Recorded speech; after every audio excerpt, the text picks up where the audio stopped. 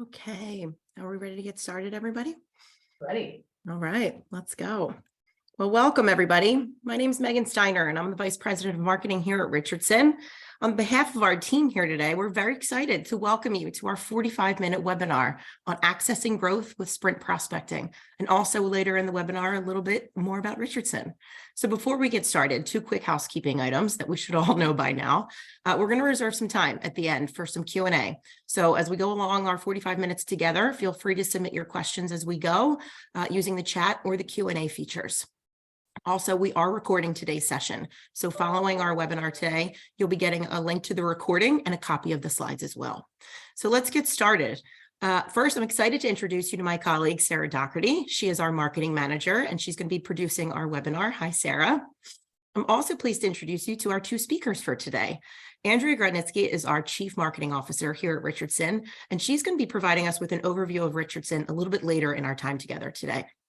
But our first speaker is my colleague, Becky Casserly. She's one of our senior training facilitators here at Richardson, and I know she has some great content on prospecting planned for us. So Becky, I'm going to hand it over to you to get us started. All right. Thanks so much, Megan. All right. So we've got a lot to get through and not that much time to get through it. So I'm just going to jump right in. This is our agenda for the next 45 minutes, roughly. We're going to start by looking at some core sprint selling concepts like building acumen and engagement, how to create messages and call flows, and then, of course, how do we gain an appointment and ask for those referrals. And then I'm going to turn it over to our Chief Marketing Officer, Andrea, and she's going to talk to you guys about getting to know Richardson a little bit better. So let's just jump right in. Effective sales prospecting really requires agility, right? Because targeting the right customers and creating compelling contextual messaging and seeking engagements are all an iterative process. So sales professionals have to learn and really relearn the customer setting, because earning their attention really means speaking to the specifics of their world. The challenge is that those specifics are changing fast. Much of this change is due to industry convergence. Industry convergence occurs when the boundary separating two seemingly unrelated businesses begins to blur. This is the natural result of digital transformations that enable businesses to grow through the adoption of digital processes and technology. And as businesses embrace these new technologies, they begin to resemble a new entity driven by a different needs and goals. This trend's existed for decades. Consider that Nokia began as a paper mill, or that American Express was originally a delivery service. So today, the speed and pervasiveness of this development is really intensifying. In fact, the progression is already in its third phase, which some refer to as Convergence 3.0. This phase is unique because, unlike the previous two phases, this wave of disruption is affecting industries across the board. And that's according to research from PwC. So it's not surprising that others like Deloitte are calling this a megatrend. Industry convergence is the reason terms like fintech, ag tech, and insurtech have become popular in the modern lexicon. Industry convergence presents new challenges for prospecting and sales because stakeholders' needs change enormously when their businesses enter into these non-core industries. So as sales professionals, we have to have the ability to track these changes, to redevelop our understanding of how a prospect's business overlaps these different domains.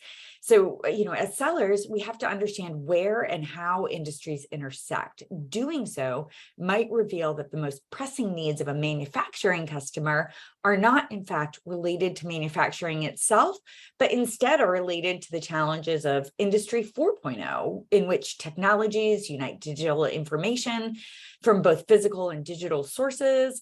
It's no longer enough to understand the prospect's core business. Sales professionals must now develop the agility to understand the expanding sphere of the business in this setting. And, in this setting, agility can't be an abstract term. It's got to become a practice that's visible in their actions.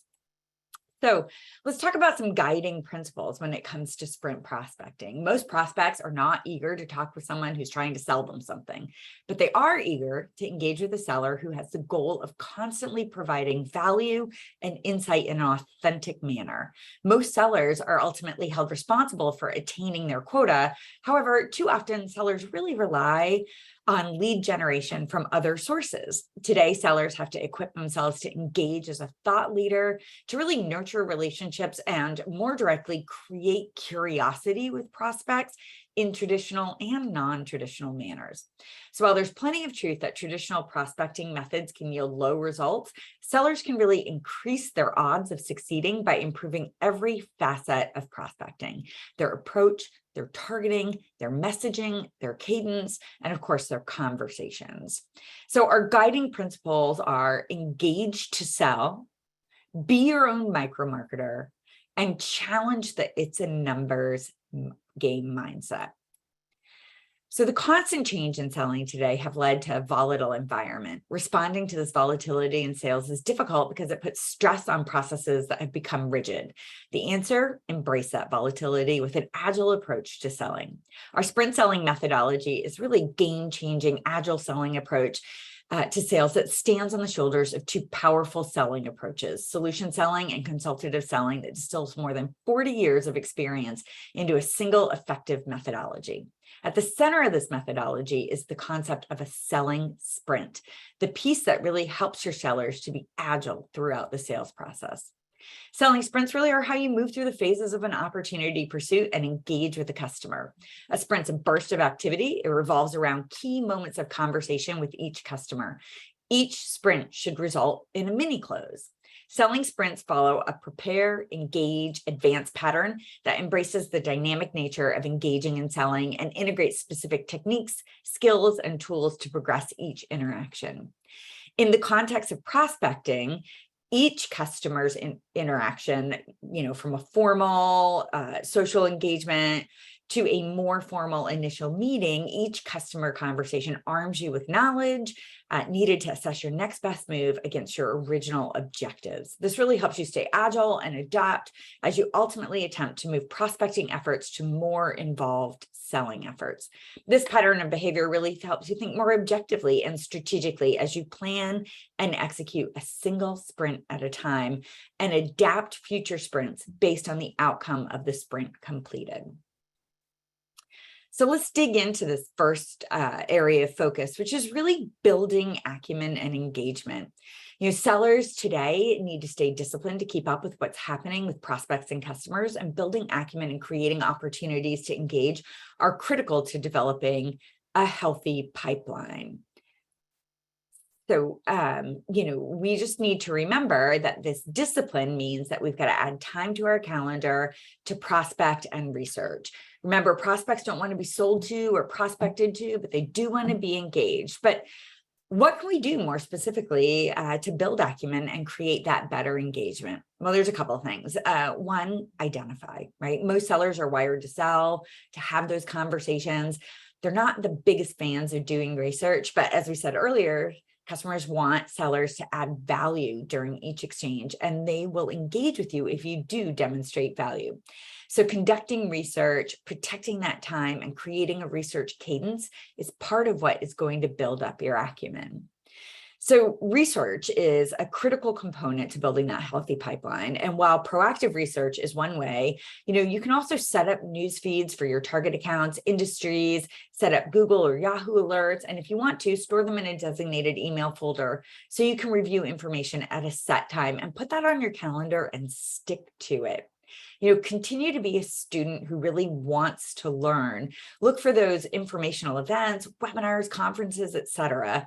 That will help you really identify, those trends, those changes, that convergence that is happening in your prospects and industries, so that you can bring value to them in this new space that they're in. Listen, network, and connect really helps us look at ways to engage online. Remember, engage, not sell is a guiding principle. And that allows you to really grow your knowledge base, to establish trust and credibility, right? You become known as a thought leader to your prospects. And that helps you demonstrate value by networking with target prospects through engaging in content, sharing insights, sharing points of view. A couple of things to be aware of. There's some tips and traps to really consider. Making sure that we don't treat social networks like a promotional channel, that we avoid premature asks, that we are deliberate about using hashtags and posts. If we're publishing to our feed thought leadership or interesting information to bring value to clients, it's worthless if it's not showing up in our clients' social media ethos. So what we've got to do is figure out, where are they active? Where are they busy? What hashtags are they following? And be deliberate to include those hashtags in our post. But we don't want to misuse our hashtags as well. Really thinking about what is the optimal number. And so just some guidance around that is 2 hashtags for Twitter, 3 to 5 for LinkedIn, 7+ hashtags should really be reserved for things like Instagram or those more personal social posts that we're making. All right. So I have a question for you guys, and I'd love for you guys to chat me your answers, what you think, what you think is important to clients. So go ahead and open up chat. What do you think clients really value in sellers? I'd love to see your answer, right? Part of when we think about building our own acumen is we've got to be focused on what do buyers care about? So what do you think they want from sellers? All right, Carrie, love it. Authenticity. Thank you. What else? What else do you guys think clients value? Meaningful relationships. Thanks, Nathan. Yeah, absolutely. People expect sellers to bring value. The whole, we've got a really strong relationship because he likes me, it just isn't going to stand the test of time anymore. All right. We've got add a product or service that they need. Absolutely. That need has to match, right? There has to be consistency. Megan said, feeling heard and understood. Absolutely. That's a basic need that we all have. Elizabeth says, good understanding of their industry. Absolutely. Transparency and understanding. Thanks, Brian. Those are definitely all things that clients value in sellers. So we checked out some research that was done, and we boiled down what are these top 5 things that are valued in sellers. And the answers will surprise you. Oops, sorry, I clicked on the wrong thing there. So, there's a couple of things that sellers really value in clients. And I'm just going to click on those for you and bring them up one at a time. So, the first thing that they value is, well, I'm not sure why they're not coming up. I apologize for the technical glitch. But the first thing that they value, of course, is that these sellers are knowledgeable about their own products, about their own company. The second thing that is important to them is that they understand the client's issues and how they can help, how they can bring things of value. There is the third thing that they value is that they have evidence, right? They are able to share relevant case studies to demonstrate the value they've brought in the past, to build their credibility, show that they've got a proven track record. And they're knowledgeable about the client's industry, right? So this includes the evolution of that industry, not just the traditional side of the industry. And then last, the fifth most important thing is that they're knowledgeable about their specific business. So not just the industry, but my organization in particular. All of those are the top 5 things. So there's some science behind this that I want to share with you guys. And this is really this concept of reciprocity. This tells us that when we receive something of value, we really do have a desire to return the favor, right? Providing value without asking for anything in return will actually trigger a desire for reciprocity in prospects and increase the likelihood of gaining an engagement. So let's talk about creating that plan, right? This is a critical component when it comes to prospecting. In sales and prospecting, we all know that hope is just not a strategy. We can't leave prospecting to chance. We've got to get through the prospect today, in a way that is relevant, that's insightful, and of course, that's persistent. So let's talk about the key components of that plan, right? Really thinking about things like what makes, an ideal prospect, right? Defining who you're targeting is critical to developing a plan that will yield better results than the relentless numbers gains that sellers have engaged in previously. In addition to identifying who to target, identifying potential pain is central to bringing meaningful messages of value. Pain is personal, it's specific, so considering roles and titles really helps sellers hone their message to resonate with that prospect. When you can speak to the issues that prospects are hired, fired, and measured by, and demonstrate the value you can deliver based on those KPIs, you have a greater chance of affecting the thinking and actions of your prospects. Determine touches in a campaign and what messages you want to lever to engage those prospects in a way that's meaningful to the individual, because of course, like we said, pain is personal. So what does a proven cadence look like? Well, according to some research that was done by SalesLoft, a best practice is 15 touches within a cadence. And it that follow-up and getting the best responses looks something like this, right? So, there are some suggestions here, right? A high number of touches in the first, 1 to 10 days, increasing wait time after day 10, making sure that you're mixing the message and the media. There's so many different ways that we can get in touch. So this doesn't mean that you should ring your client's phone 15 times in the first 10 days. That's not the recommendation here. But day 1 might include a phone call followed up by an email. Day 2 might include a social touch. So, there's different ways that we can touch. And so it doesn't feel as intrusive as maybe it feels initially when you look at something like this.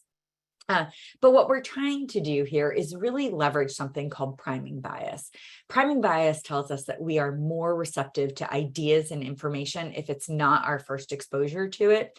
So when we do our due diligence, when we start building our acumen and then listening and engaging on social media, publishing content, becoming known as a thought leader, commenting on prospects' content, then we become known to them. We are priming them to be more receptive to us so that when we do ultimately ask for that meeting, for that, conversation, that we're a known entity and they're going to be more willing to take that meeting with us. So we want to start with adaptable content. So what do we mean by that, right? Depending on the organization, sales might not be responsible for drafting messaging entirely themselves. However, regardless, if they have templated messaging they can use, sellers know their accounts best, and we expect they have to customize and personalize messaging to really ensure that it resonates. So we want to curate a collection of messages that brings value to prospects and provides a compelling reason to connect, and really it means bringing deliberate messages forward and sequencing of those messages. So let's just think about, what should we consider when we're developing a message, and so I'm going to ask you guys to chat. What do you think a good message should include? How are we going to get someone's attention? What do you guys think? I'd love to hear in chat. What do you think some of the considerations should be when we put together a message? Make it about the client. Absolutely. Thank you, Natalie. Kristen says, make it personal. Yeah, it can't feel like a generic, sort of mass produced blast email. That's not going to get anybody's attention. What else? What else do you think should be included in these messages to make them meaningful? personalized greeting, value proposition in a non-salesperson kind of way. I love that language, right? Non-salesperson. We all know that saying that something is salesy has become a bad word, right? We really need to think about how do we engage, not sell? How do we really create an environment where we are helping people make buying decisions? We're not selling to them. So really creating messages that reflect that as an initial first impression is so important. Kelly, you hit the nail on the head, that engaging subject line, that is the new gatekeeper, right? It doesn't matter how compelling our message is, how well written it is. If they don't open it, it's pretty useless, right? So that subject line really does matter a lot. All right, so let's look at what some of the best practices or considerations should be. So when we are creating messages, some things that we should start really thinking about are things like, do our messages suggest that we've helped our peers, right? Do they imply that we've solved real problems? Do they provide tangible value? Have we described how we help deliver results, create curiosity? Have we done that in our message? Have we given them something to really challenge their status quo thinking, get them to pause, take a beat, think differently about how they're approaching things today?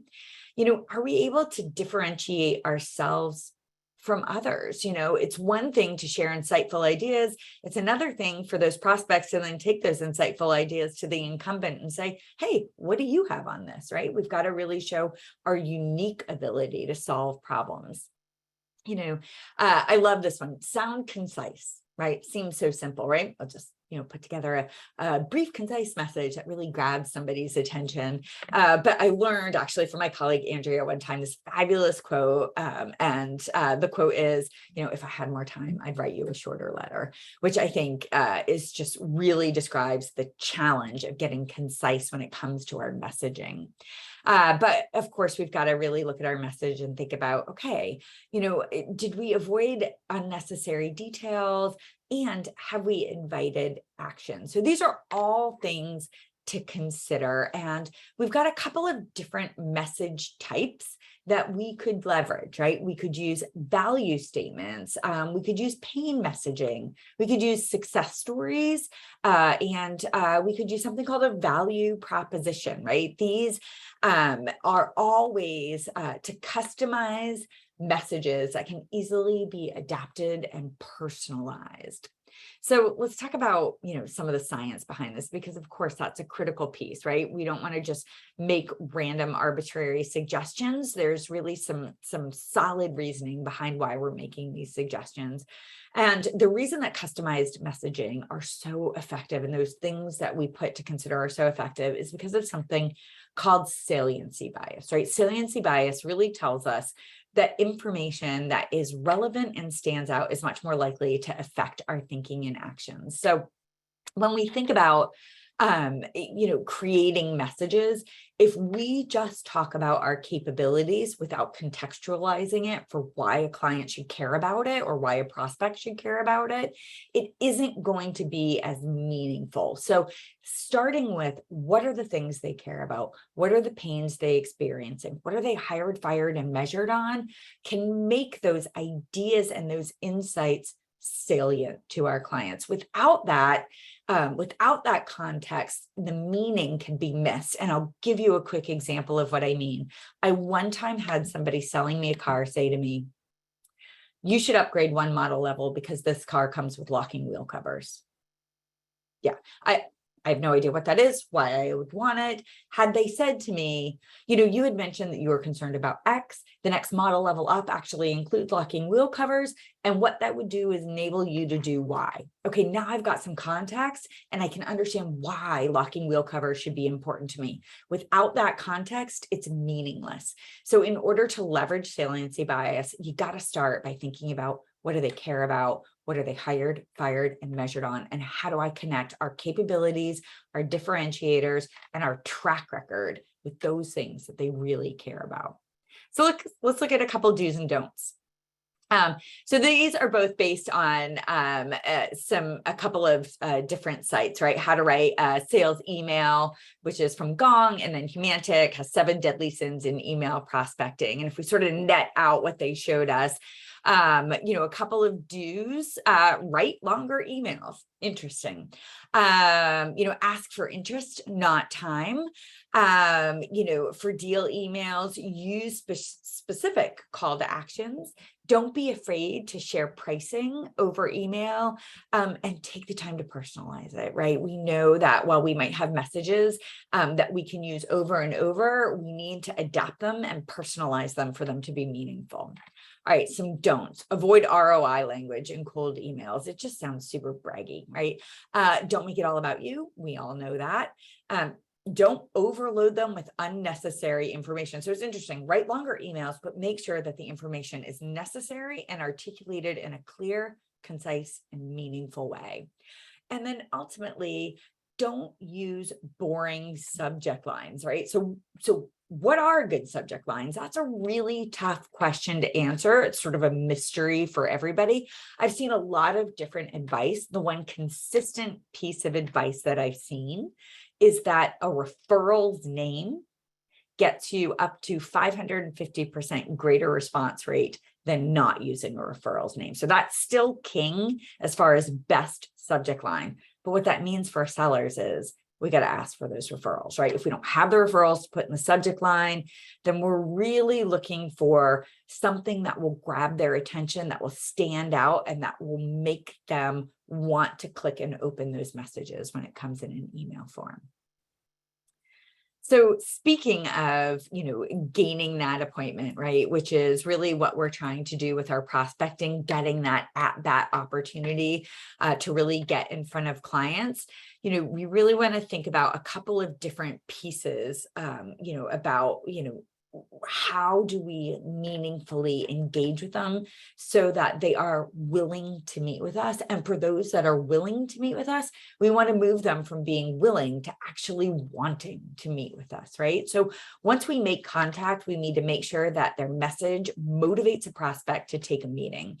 There are various message types that sellers can leverage to generate interest. And when we work with sellers, we really help them craft value statement, pain messaging, success stories, and value proposition messaging that's really designed to encourage prospects to take the meeting and to move those who are unwilling to meet really to wanting to meet with us. So asking for referrals, I've got a poll question for you guys, and I want you to think about this question, and I'd love to get your thoughts. I'm going to launch a poll, and here's the question, right? How consistently are you asking for referrals today? Never, seldom, sometimes, often, or every day? What do we got here? I've got some good results showing. I'm encouraged at what I'm seeing. We've got, about 8 people have weighed in. So I'd love to hear from the rest of you. We've got about 25 of you guys eligible to weigh in. So let's hear, how often, right? Are you or people on your team or people within your organization asking for those referrals? We've got never, seldom, sometimes, often, and every day. I'm going to leave it open for just a few more seconds and see if we can get a couple more answers. I got 12 of the 25 have weighed in. I'd love to get just a couple more. Let's see. All right, I'm going to go ahead and close this, and then I'm going to share the results. So here's the good news. 6 out of, so 12, half of you guys are often asking for referrals, which is great. We've got some at sometimes and some at seldom, but nobody's at every day. But the good news is nobody's at never either. So we can sort of eliminate those extremes. We find that sellers aren't as consistent at asking for these referrals, but knowing how meaningful they can be to get somebody to be much more willing to meet with you makes them really critical pieces of the equation. So, a couple of things to really think about when it comes for asking for the referral, right? Best practices. So let's start with when to ask, right? Ask for it early on in the relationship when they're feeling really positive. So, how do we ask? sorry, we wanted to ask how to ask, right? We want to ask at a positive time. So when we've completed a deal, we've just done something really impactful, we've done them a favor, or we have something new to offer, right? We want to make sure that we have a strong benefit, right? What's in it for them to give us the referral, and what's in it for the person we want to be referred to. So really answer the question, why should they? We need to have a backup plan, right? If they're not willing to provide, that referral, what else do we want to ask for? What else would be meaningful? And while asking for an email, asking for a referral through email isn't as effective, if you have to go this route, keep it concise, use a hinge or point of connection, and, make sure that you are considering what's in it for them to do that. Ultimately, we've got to advance opportunities so that, we can really refine our next steps and make sure that we're advancing them. And this is just so much more than establishing next steps, right? This is all about, reviewing your results, reviewing lessons learned, making sure that we follow through by assessing the strength of sale. As you transition, we need to really assess the opportunity to help sellers make strategic decisions about which opportunities deserve their time and attention. And then, of course, we've got to follow up. If you've gathered information that will be part of the opportunity, we've got to include that in that confirmation email to help validate the information going forward. All right, so at this time, I'm actually going to turn you guys over to our Chief Marketing Officer, Andrea, to really talk with you more about Richardson.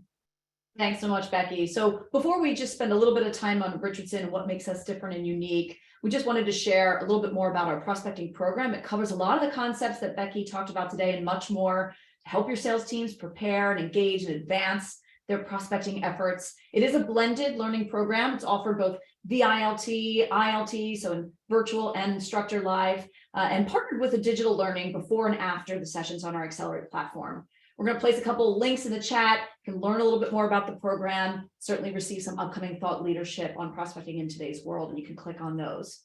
And then before we go to the Q&A, we know some of you who are customers of Double Digit Sales, DDS, and have expressed interest in learning a little bit more about Richardson, what makes us unique, our portfolio of offerings since DDS became part of the Richardson brand. So we're going to take about the next 10 minutes covering a bit more about us.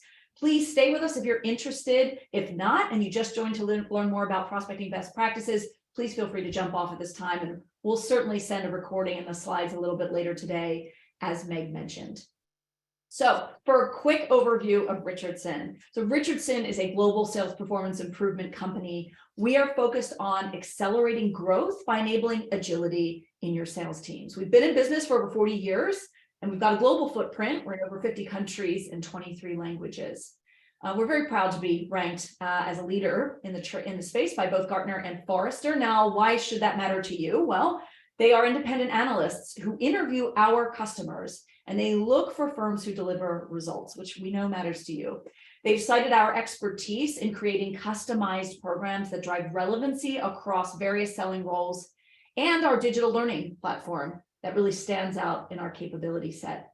We're certainly privileged to work with some of the most inspiring sales organizations across all industries, and you'll see some of those logos pop up here. We bring that specific industry expertise and experience to all of our customer engagements. And we might have to continue clicking through this slide for everything to pop up there. I don't know if it's working, Becky, or not, but I apologize. There we go. Thank you. And most importantly, we are really all about measuring and delivering impact to your business. We have a unique perspective on the critical selling metrics that organizations should look to measure performance uplift, KPIs like win rate, ACV, et cetera. And we partner with our customers to create a plan that's really going to show you results along the journey from engagement. That's what we mean by the level 1 there, to learning, behavior change, pipeline, ultimately what we call level 5 business results. So really, what makes Richardson different then? Well, we talk to sales and enablement leaders like many of you each and every day. They're in different industries. They have different challenges. They're in different locations. But the one thing that we hear in common that they have is this. For far too long, organizations like theirs in the past have had to deal with a really big disconnect between the training they invest in and the real world that their sales teams actually live in. So perhaps they invested in training where the content didn't apply to all of the different selling roles and markets, and therefore it just wasn't relevant, or it was outdated. It was out of touch with how customers want to buy today. Maybe it didn't help the team sell the whole portfolio, or it didn't help them ramp faster when they were onboarding. Finally, maybe no data on the impact or the results. In our view, it's not that all sales techniques and principles out there that have been invested in the past are wrong necessarily. It's just that they're not really connected to their organization's process, their history, their systems, or the real world that their reps are living in. And that is why sales, enablement, learning leaders often see very little long-term behavior change in their teams after a training program. So someone had to find a way to connect sales training to their real world. And that's really where Richardson comes in.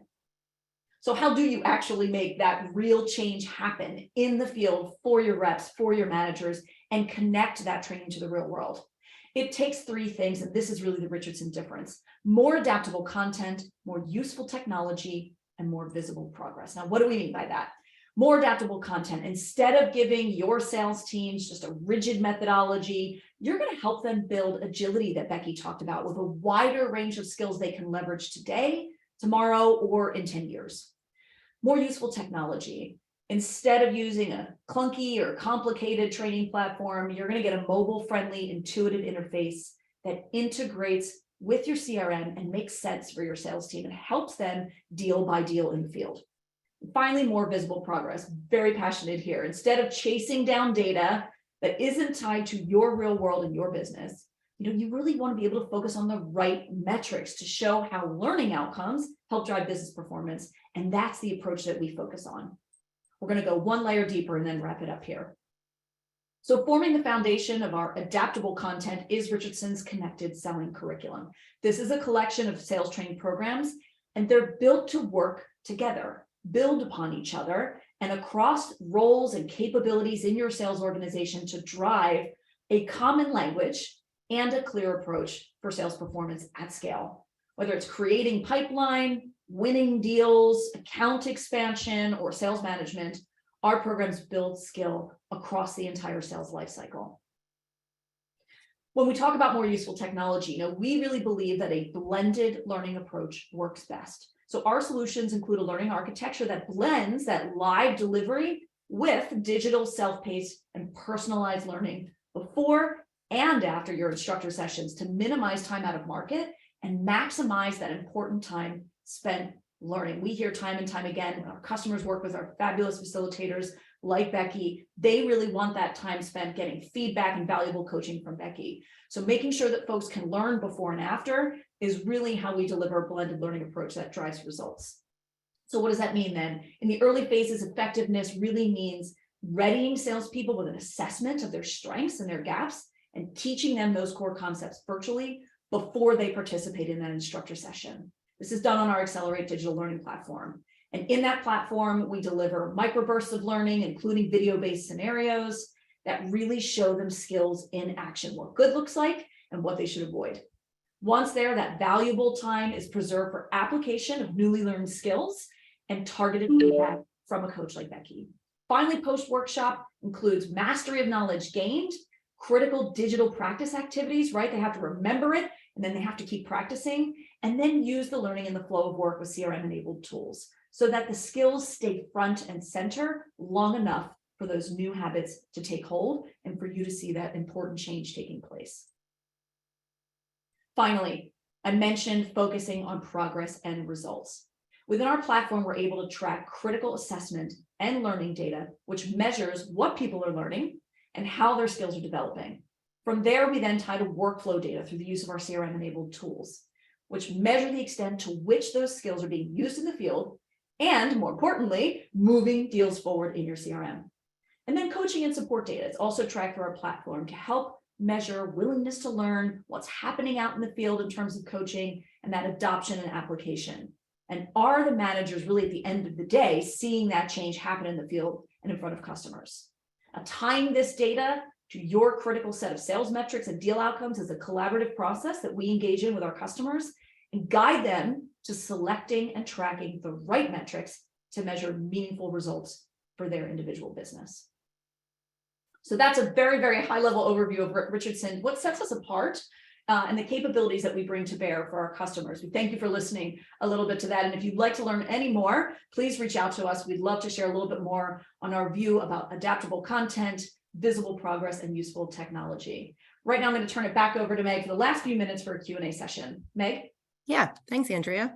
Okay, we did have a question come in about our prospecting program. So Becky, I think it's geared towards you. The first one was, do you have any tips for standing out when sending an email on LinkedIn, given how crowded the platform has become? It is always helpful to unmute yourself first. Yeah, I think, you're right. It's very crowded. I think we've all get a little weary every time we get one of those email messages. So there's a couple of things to think about. And it all goes back to that whole idea of priming effect, right? So become familiar to your prospects before you engage with them. So I'll give you an example. If you are looking at content that they've published, post something meaningful like, hey, I really appreciate this article. In fact, I thought item number 3 was really insightful where they stated A, B, C, and D, right? So do that priming beforehand so that when you do send that email, your name's familiar to them. It's not the first time that they've heard of you. And then within the message itself, I want you to think about that saliency bias, right? So I know who this person is and I know what their role is. So what are their KPIs? What are they hired, fired, and measured by? And start there, right? These are the things based on working with customers similar to yours that are huge challenges for them right now. Love to spend some time getting a better understanding of the challenges that you're facing, right? So really start with what's important to them. That's what matters. That's what will get their attention. If you lead with product, if you lead with solution, capabilities, that's really going to be a turn off and you're going to blend in with the crowd. Hopefully that answers your question. Don't start with an I, right, Becky? Right. I wanted to reach out or I wanted, that's a big no in my book. Yeah, agreed. Love that. Thanks, guys. Mhm. We did have one other one, and Andrea, I think this is geared towards you. Does your entire curriculum take an approach to blended learning?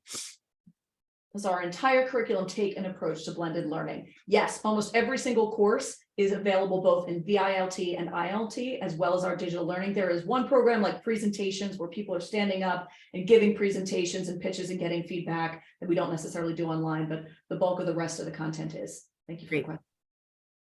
Yeah, and I think that is all of the questions we've received today. So we'll wrap up our Q&A portion of the webinar. Before we let you go, we want to make sure that you check out our new Spotify playlist for your next training or sales event. Becky, if you go to the next slide, if you click on that or use your camera to scan the QR code, it'll take you to our Spotify playlist. They're very fun. We might be biased, but on behalf of your team here, our team here today, we want to thank you for joining us for this 45-minute session. We hope you found some value in both prospecting and the overview of Richardson. Again, we will be sending you the link to the recording and a link to the copy of the slides. We hope that all of you have a great day. Thanks again. Bye. Bye.